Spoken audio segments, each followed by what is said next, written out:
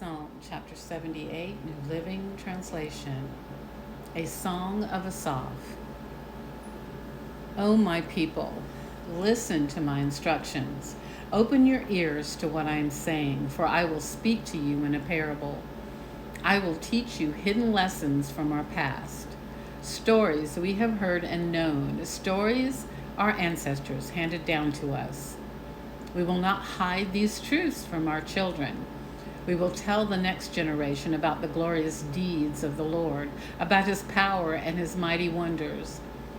For he issued his laws to Jacob. He gave his instructions to Israel.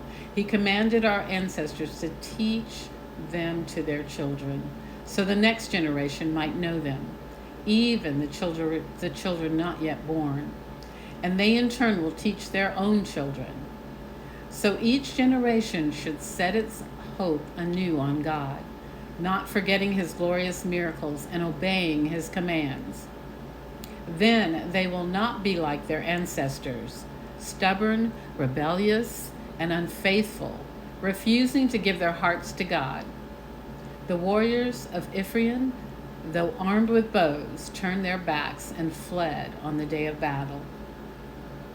They did not keep God's covenant and refused to live by his instructions. They forgot what he had done, the great wonders he had shown them, the miracles he did for their ancestors on the plain of Zon in the land of Egypt. For he divided the sea and led them through, making the waters stand up like walls. In the daytime he led them by a cloud, and all night by a pillar of fire. He split open the rocks in the wilderness to give them water as from a gushing spring. He made streams pour from the rock, making the waters flow like a river. Yet they kept on sinning against him, rebelling against the Most High in the desert. They stubbornly tested God in their hearts, demanding the foods they craved. They even spoke against God himself, saying, God can't give us food in the wilderness? Yes, he can strike a rock so water gushes out, but he can't give his people bread and meat.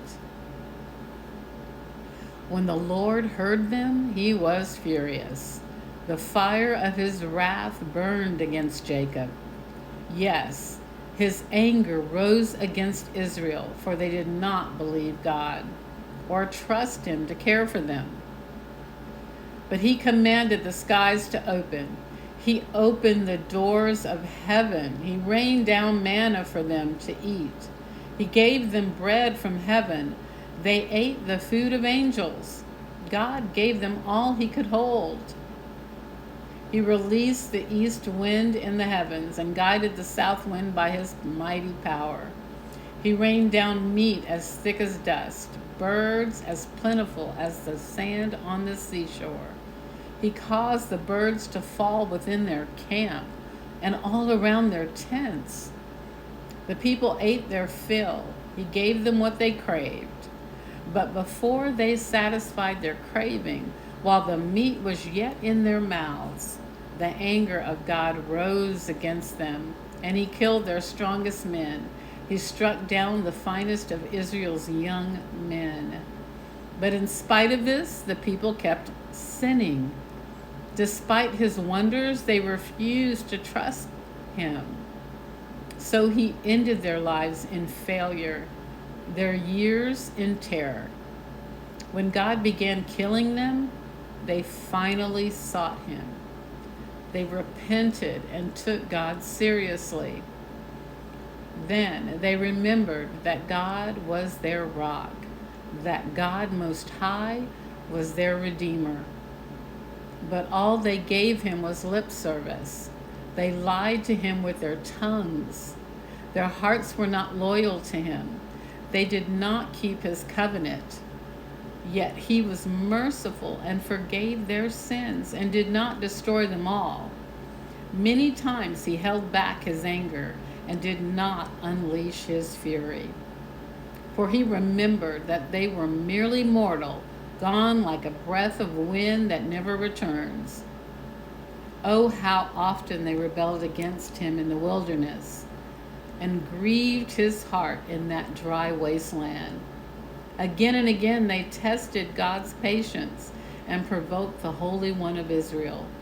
They did not remember his power and how he rescued them from their enemies. They did not remember his miraculous signs in Egypt, his wonders on the plain of Zon. For he turned their rivers into blood so no one could drink from the streams. He sent vast swarms of flies to consume them and hordes of frogs to ruin them. He gave their crops to caterpillars. Their harvest was consumed by locusts. He destroyed their grapevines with hail and shattered their sycamore figs with sleet. He abandoned their cattle to hail, their livestock to bolts of lightning. He loosed on them his fierce anger, all his fury, rage, and hostility. He dispatched against them a band of destroying angels. He turned his anger against them. He did not spare the Egyptians' lives, but ravished them with a plague. He killed the oldest son in each Egyptian family, the flower of youth throughout the land of Egypt. But he led his own people like a flock of sheep, guiding them safely through the wilderness. He kept them safe so they were not afraid. But the sea covered their enemies. He brought them to the border of his holy land, to this land of hills he had won for them. He drove out the nations before them. He gave them their inheritance by lot. He settled the tribes of Israel into their homes. But they kept testing and rebelling against God Most High. They did not obey his laws. They turned back and were as faithless as their parents. They were as undependable as a crooked bow. They angered God by building shrines to their gods. They made him jealous with their idols. When God heard them, he was very angry, and he completely rejected Israel. Then he abandoned his dwelling at Shiloh, the tabernacle where he lived among the people. He allowed the ark of his might to be captured. He surrendered his glory into enemy hands. He gave his people over to be butchered by the sword because he was so angry with his own people, his special possession. Their young men were killed by fire. Their young women died before singing their wedding songs. Their priests were slaughtered, and their widows could not mourn their deaths. Then the Lord rose up as though waking from sleep, like a warrior aroused from a drunken stupor. He routed his enemies and sent them to eternal shame. But he rejected Joseph's descendants. He did not choose the tribe of Ephraim. He chose instead the tribe of Judah and Mount Zion, which he loved.